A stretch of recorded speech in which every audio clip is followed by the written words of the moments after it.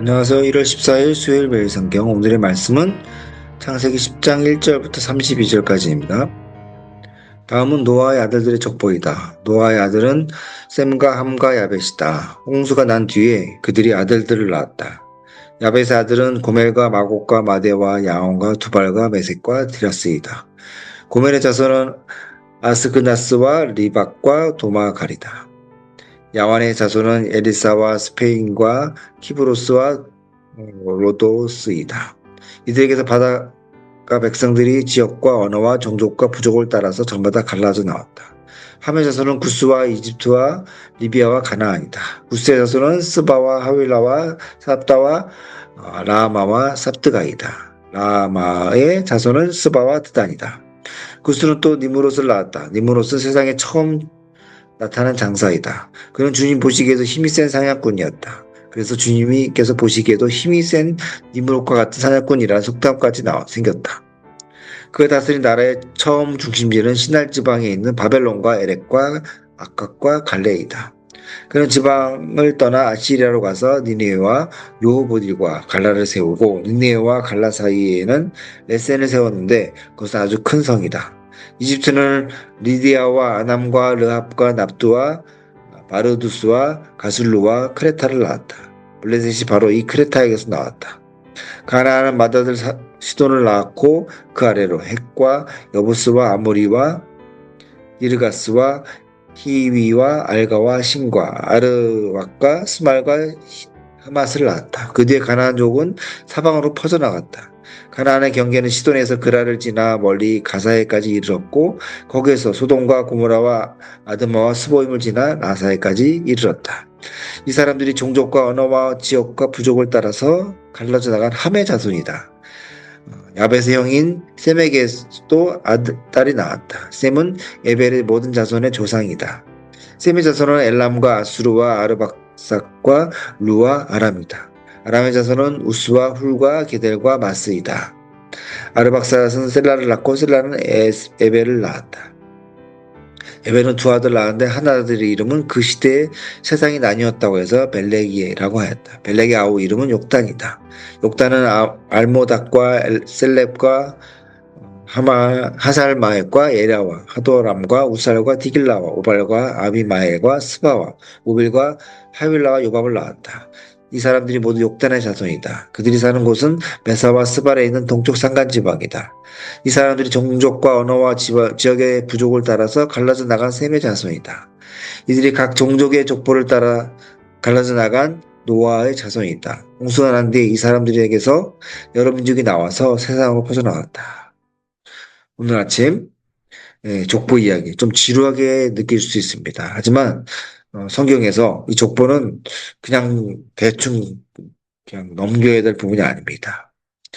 창세기 10장에는 노아의 세 아들 야벳과 함과 셈의 후손 70명이 기록되어 있습니다. 이 70이라는 숫자는 히브리 사람들에게는 전체, 완전체라는 것을 의미합니다. 즉, 이 족보는 어떤 모든 민족이 노아로부터 나왔다는 거, 그리고 하나님께서 모든 민족을 구원하시려고 어떤 계획이 있다는 것을 볼 수가 있습니다. 그래서 이 족보는 하나님의 구원의 역사가 어떻게 흘러가는지를 보여줄 수 있는 어떤 거대한 물치기가 될 수가 있습니다. 오늘 아침에 주목해야 될 것은 이 족보 속에 있는 두 가지 삶의 방식입니다. 하나는 니무롯의 길. 니무롯은 어떤 세상이 추구하는 성공을 말합니다. 함의 후손 중에서 니무롯이 등장하는데 그는 세상의 첫 용사, 용감한 사냥꾼, 제국을 건설한 자, 거대한 도시를 세운 자. 어떻게 겉으로 보기에는 니무롯은 되게 대단한 성공자입니다. 그렇지만 그의 이름의 뜻은 반역자입니다. 70인역에서 성경은 그가 여호와를 대적하여 용감했다고 말하는 겁니다. 니무롯의 길은 권력, 부, 명예, 자기 이름을 높이려는 어떤 세상적인 성공의 길입니다. 그래서 이 길은 결국 바벨탑을 쌓는 것으로 귀결이 됩니다. 또 반대로 셈의 길, 십자가의 길입니다. 하나님은 셈의 후손, 특히 벨렉의 계보를 통해서 아브라함으로 이뤄지는 어떤 구원의 역사를 또 준비하고 계십니다. 이 길은 어떻게 보면 패배의 길, 수치의 길, 실패의 길입니다. 하지만 이것은 곧 십자가의 길입니다. 세상의 영광을 포기하고 하늘의 영광을 바라보는 그런 길입니다. 한번 오늘 아침에 우리가 나는 지금 어떤 길을 걷고 있을까? 뭐 정직하게 자기 자신을 한번 돌아보기 바랍니다. 우리가 주일에 교회에 가서 예배당에 앉아 있지만 올해부터 토요일까지는 니무롯의 가치를 추구하고 있는 건지 아닌지, 더 큰 권력, 집, 지위, 더 많은 인정, 그러기 위해서 우리가 안간힘을 쓰고 있는 것은 아닌지, 또 교회조차도 세상의 어떤 방법을 따라서 큰 건물, 많은 사람, 또 외형적 성장을 추구하고 있지 않은지, 세상 사람들은 다 알고 있습니다. 우리가 예수를 따른다고 고백하지만 정말로 따르는지, 예수를 따른 사람들의 어떤 삶이 어때야 되는지, 네. 우리가 니무롯의 삶을 부러워하고 그걸 따른다면 세상 사람들은 우리를 조롱할 것입니다. 우리의 진정한 소명, 하나님이 우리를 부르신 이유가 뭘까요? 잘 먹고 잘 살고 세상에 성공하라고? 그것은 아니죠.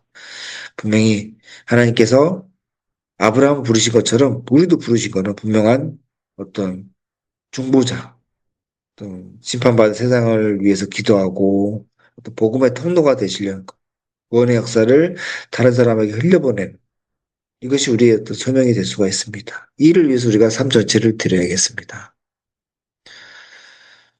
창세기 10장은 바벨탑 사건으로 인해서 언어가 나뉘고 어떤 민족이 흩어진 어떤 이야기입니다. 그렇지만 또 놀라운 소식이 있는 게, 많이 흩어져서 나뉘었지만 오순절 마가의 나라 앞방에서 성령이 임하시면서 바벨탑에서 나뉘었던 언어가 다시 하나가 되는 역사가 일어납니다.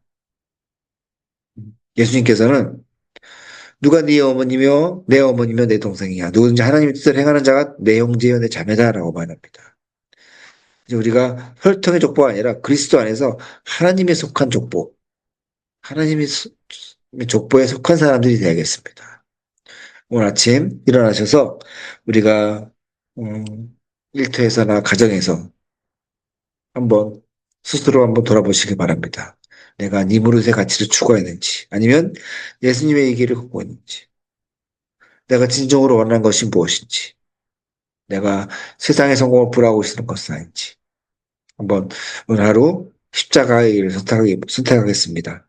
세상의 방법이 아니라 하나님의 방법으로 한번 살아보겠습니다. 중보자로서 복음의 통로로 살아보겠습니다. 라고 결단하는 그런 시간이 되시길 바라겠습니다. 기도하시겠습니다.